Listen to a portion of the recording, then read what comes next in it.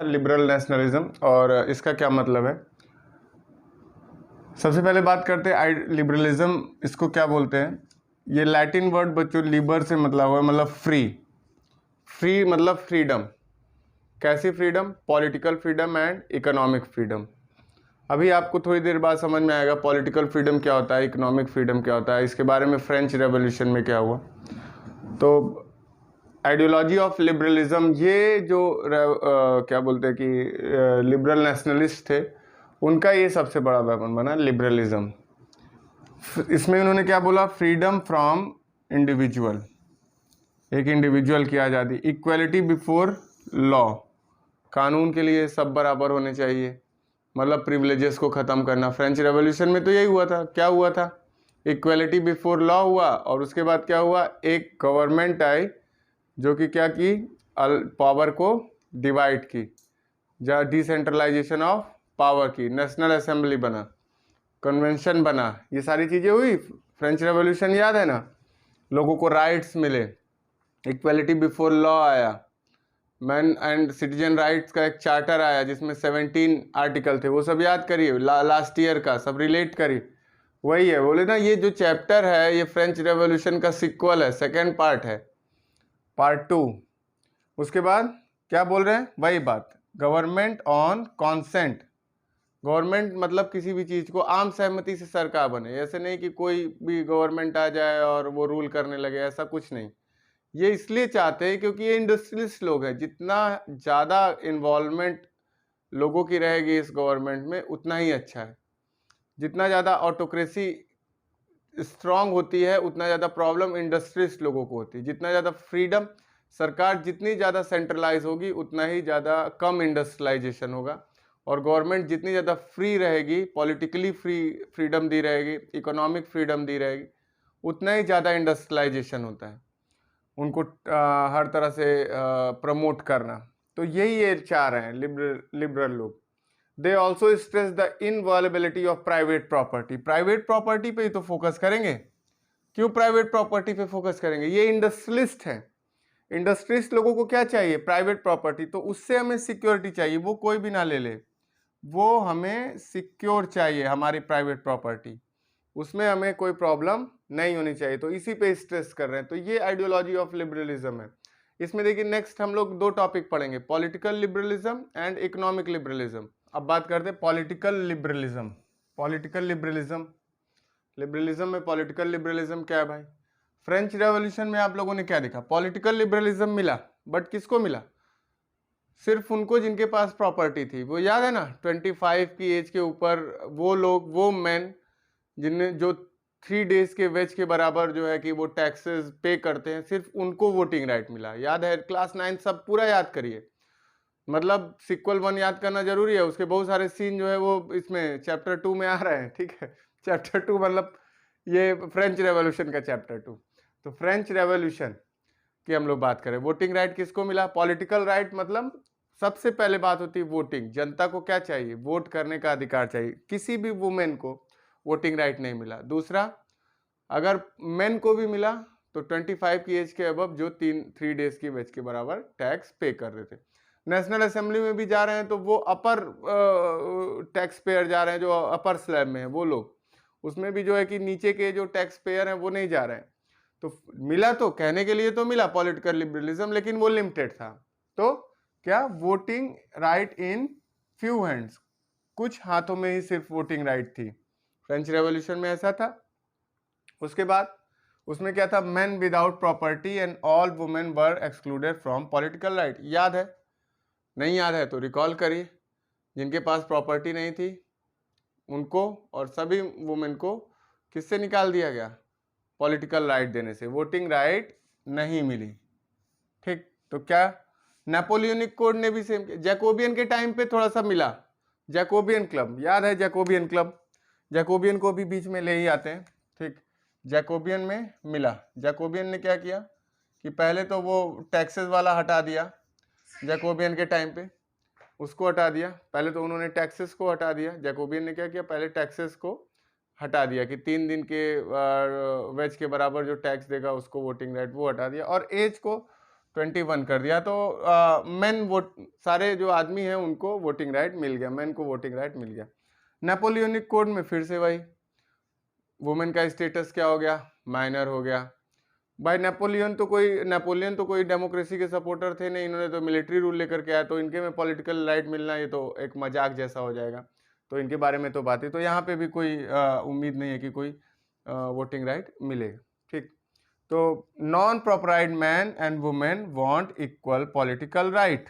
जो ये लोग थे मिडिल क्लास के, इनको क्या चाहिए, इक्वल पॉलिटिकल राइट, मतलब क्या, यूनिवर्सल एडल्ट फ्रेंचाइज, मतलब एक पर्टिकुलर एज के बाद सभी पुरुष और महिलाएं, ऑल मैन एंड वुमेन, उनको क्या चाहिए, वोटिंग राइट। बहुत लेट में मिलेगा, 1946 में मिला वुमेन को, मैन को तो मिल गया।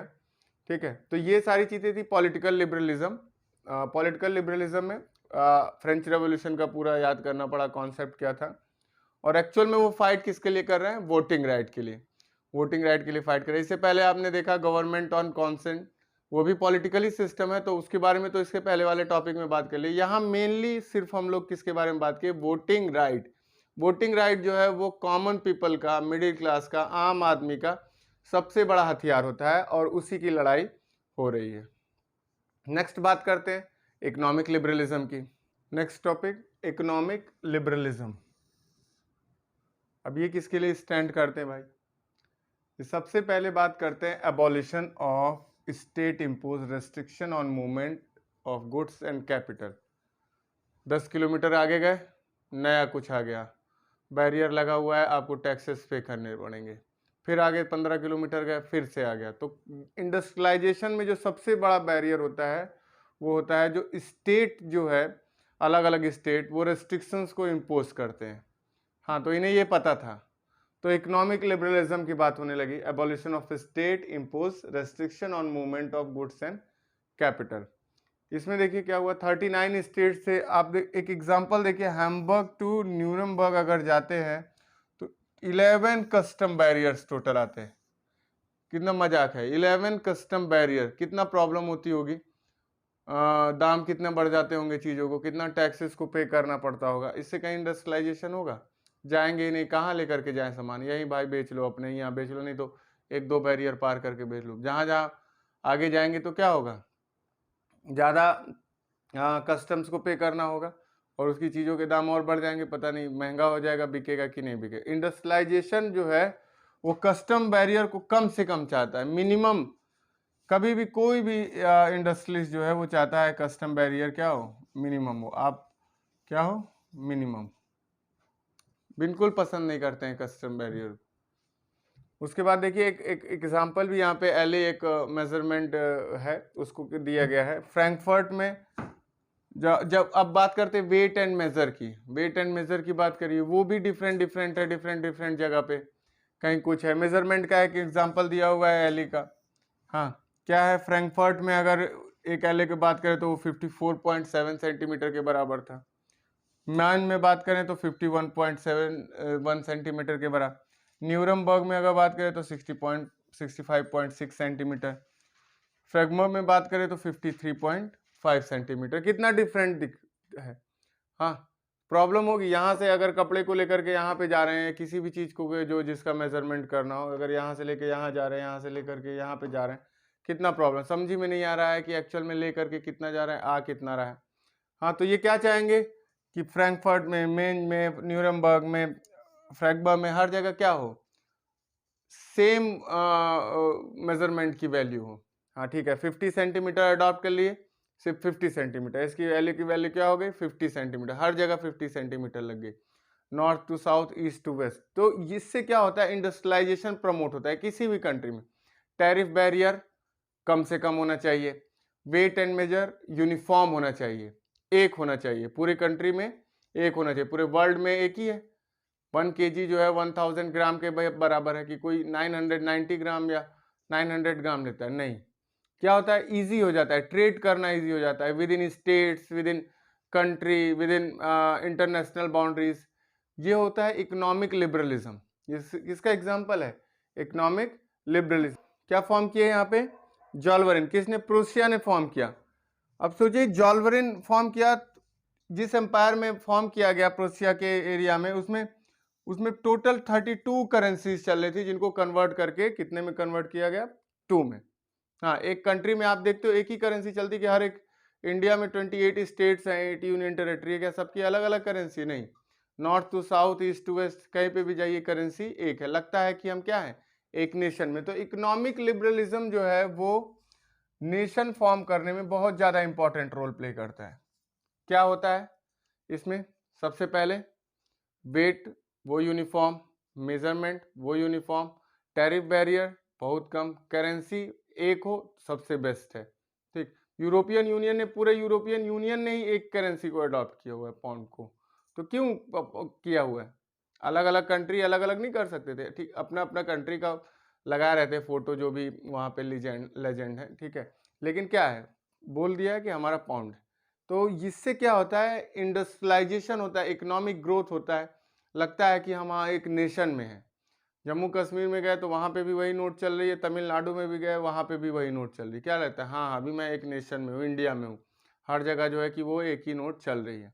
तो ये नेशनलिस्ट फीलिंग में एक और टर्म ऐड होता है, इकोनॉमिक लिबरलिज्म। इसकी डिमांड हो रही थी, बहुत तेज हो गई। ठीक है, तो ये topic number 2.2 what did liberal nationalism stand for, ये खत्म हो गया बच्चों।